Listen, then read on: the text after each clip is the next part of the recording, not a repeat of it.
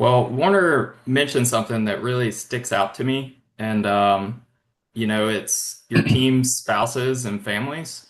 That's actually something that we've incorporated in our, interview process. Is we invite the spouse to the interview when we're Wow. looking at bringing someone on, because being in this business is a family commitment.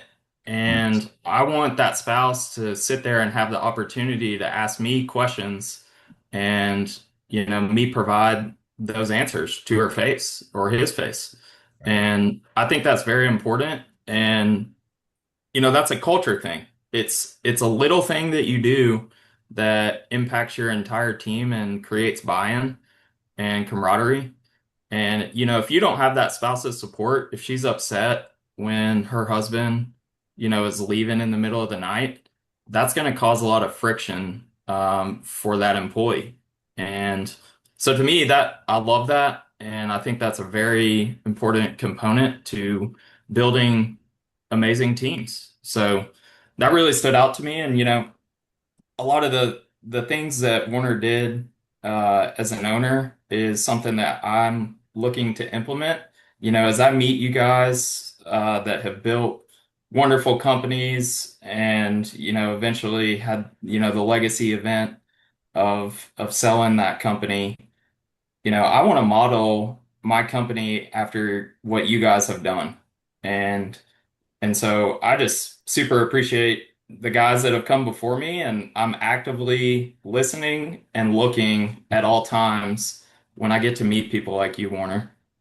TJ, thanks, man. I'll tell you, the humility that we have to have is so important. Tom, you had said so many nice things about my building.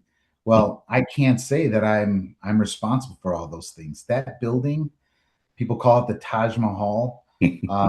If I had to do it all over again, I wouldn't have done it. I mean, I would have recommended people to stay leaner, stay meaner, run your businesses with profit margins in mind, providing the best service, but not having to spend what you don't really have to in this industry to do good work. Yeah. However, that building is made up of ideas from restorers all over the country. I mean, I could probably, if there's something that people say, oh, I love that classroom. Yeah, well, I took that classroom from so and so, and I took that idea from so and so. And so our industry is just filled with such generosity, such humble leaders. And TJ, that's what I always encourage restorers to be. Be humble. The more humility you show to other people, we're not competitors, man. We're in the same game. We're all doing the same thing with the same problems.